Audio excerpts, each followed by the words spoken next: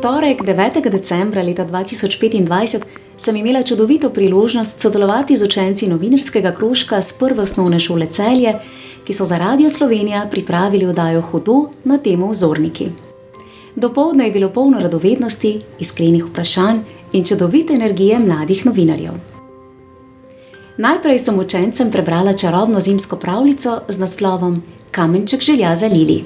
Pa ji prisluhnimo. Lili in očka se sankata.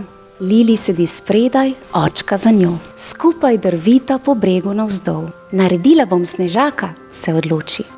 Na kup zvali 3 snežne kepe, potem snežaku ovije šal okrog vratu in mu na golo butico posadi kapo. Še vejico za usta, pa storž za nos in 2 kamenčka za oči. Tako nekako, meni Lili in naskrivaj pomežikne snežaku. In snežak in naskrivaj pomežikne nazaj. Ja, takšna čarobna pravljica. Mogoče, če boste kdaj tudi vi kakšen kamenček našli v poti, ki vas pritegne, ki vas privlači, ki je lep in se mogoče svetlika, pa mogoče ga vzemite. Morda je pa tudi ta kamenček čaroben, ne? In potem je ugotovila, da ne samo, da je oživel, ampak tudi, da govori snežak z njo.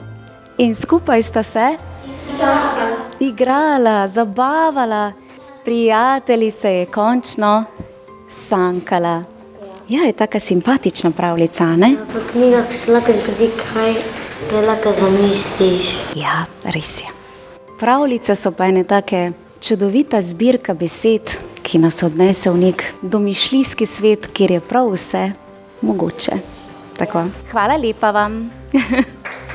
Jaz vam pa želim take čarobne zimske dni, pa naj čim prej že prinese sneg, pa zimske počitnice. A prav? In da uživate. Kasneje pa so nekateri učenci poslušalci sodelovali še v intervjujih. Tole zdaj snemamo, tako da lahko ponoviš, če ti kaj ne bo všeč, tako da se samo ustaviš in še enkrat začneš. Še posebej ponosna pa sem bila na učence novinarskega krožka, ki so tudi meni zastavili izjemno zanimiva, premišljena in pogumna vprašanja. Pa jim prisluhnimo. Ustvarjalka, ki bogati svet otrok in odraslih. Učiteljica, pripovedovalka in avtorica pravljičnih video vsebin, gospa Irena Krnik. Ustvarjalka kanala Moj knjižni kotiček. Danes je z nami na Prvi osnovni šoli Celje, kjer je otrokom prebrala pravljico in jim prinesla kanček čarobnosti. Z njo bomo na kratko poklepetali o navdihu, ustvarjanju in vzornikih. Pozdravljeni, gospa Irena, in hvala, da ste z nami. Kaj vas je spodbudilo, da ste kot profesorica razrednega pouka začeli ustvarjati pravljične video vsebine? Ja, res je. Najprej najlepša hvala za povabilo. Sem zelo vesela in se z veseljem odzivam. Vidim, da ste lepo opravile svoje delo. Moja želja že od otroških dni je bila, da postanem učiteljica. To sem si že od nekdaj želela in se mi res uresničila ta želja in sem vstopila v razred in res uživala v svojem delu. Potem sem pa spoznala Aleša, potem so si ustvarila skupaj družinsko življenje, ki je pa prineslo določene spremembe. In takrat sem se potem posvetila otrokoma in zelo veliko brala pravljice in potem sva nekako skupaj z Alešem dobila idejo, zakaj pa ne bi tem pravljicam prisluhnili tudi drugi otroci, ki morda nimajo te možnosti, a ne?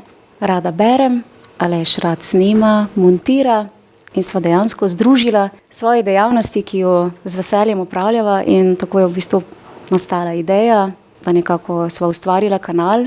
Želela sva ponuditi kakovostno video vsebino, ki tudi ohranja slovenski jezik, kulturo, nenazadnje pa tudi morda spodbuja otroke k branju, da sami vzamejo knjige v roke in začnejo brati, pripovedovati in sanjariti. Kako doživljate trenutek, ko pravljice prinašate otrokom v šolah?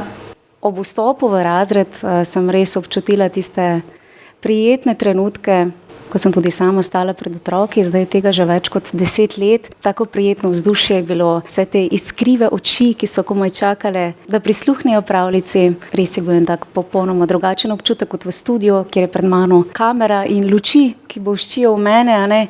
Tukaj pa en kup oči, ki čaka in posluša. In tudi med branjem sem jih lahko opazovala, njihovo mimiko, njihove oči, ali se dolgočasijo in potem v bistvu tudi prilagodila branje na podlagi opazovanja teh otrok.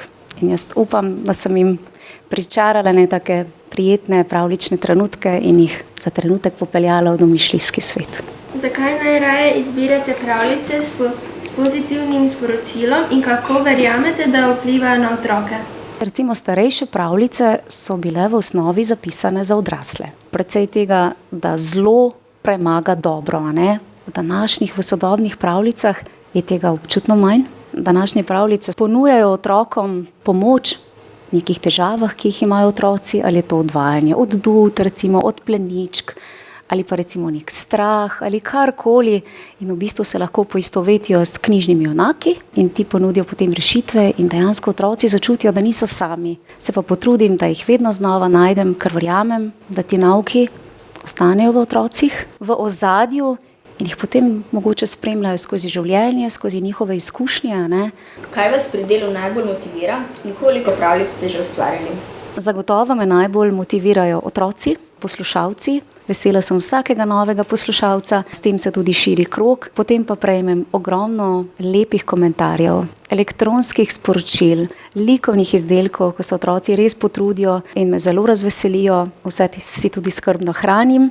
Včasih pa kakšne te izdelke umestim tudi v sceno, v svojem knjižnem kotičku, tako da jih lahko tudi morda opazijo, ne. Drugače pa, kar se tiče pravljic, in pravljice so ena taka zvrst, kjer je v bistvu vse dovoljeno. Vse se lahko zgodi, domišljija ne pozna meja. Drugače pa je vseh pravljic, mislim, da okrog 300. Seveda pa za vsako pravljico potrebujem potem tudi dovoljenje avtorja ali pa založbe, ne, da jo lahko objavim. Kdo je bil vam navdih, ko ste bili otrok? So bile to osebe, tudi mogoče kakšen pravljičen junak? Moram reči, da sem že od nekdaj zelo rada brala in spominjam se, da sem pričela z branjem Novega tednika. To so bile taki kratki članki oziroma novice, ki sem jih prebirala sošolkini mami, ki je bila slepa. Takrat še niso imeli teh časopisov z Braillovo pisavo in da je pač tudi slišala, ne, kaj se dogaja, ne samo po radiju, sem ji brala te članke, tega se zelo spomnim in pa potem se spomnim, kako sem zelo rada prebirala zbirko 5 prijateljev. Zagotovo pa je ena taka oseba, ki je v enem takem toplem spominu mamina sestra, Darja, ki je živela in uživala življenje in po njeni smrti sem potem v bistvu izvedela, da je v diplomskem delu raziskovala pravljice. Drugače pa navdih poiščemo v sebi in potem pride na plan. Kako pa nas lahko navdušujejo pravljice in zgodbe? Jaz mislim, da pravljice, zgodbe so napisane z nekim namenom, da nas navdahnejo. Lahko so tudi ilustracije, del navdiha, ki vas navdihnejo, ne? Mislim pa, da je treba prisluhniti oziroma brati srcem, se zliti s temi besedami, poiskati te pozitivne knjižne junake, v katerih se tudi skrivajo te vrednote, ki jih tudi sama večkrat omenjam. To so prijaznost, spoštljivost, srčnost, vztrajnost, vljudnost. In to so tudi besede, ki sem jih zaznala na vašem hodniku. Se pravi, da vsakodnevno, ko se srečujete z njimi, so zagotovo lahko tudi te besede del navdiha za vas, na kateremkoli področju, ne? Kaj bi sporočili mlademu poslušalcu, ki želi brati, ustvarjati ali sanjati?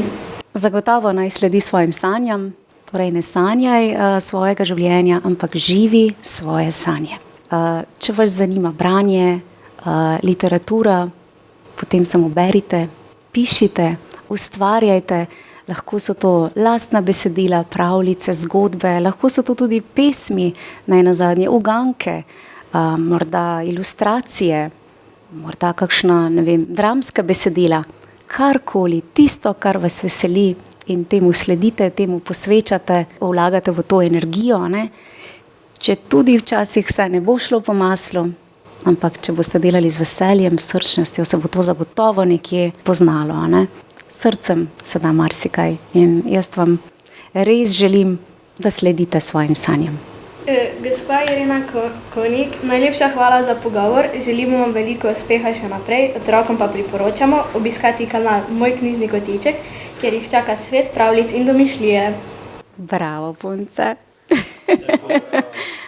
Lepo. In to ste same ta vprašanja sestavljali. Tudi to sem vam že prej rekla, da sem res navdušena, da imate možnost, da vam šola ponuja to in da v bistvu imate na drugi strani tudi ekipo, ki vam pomaga, pa to izpelje, ne?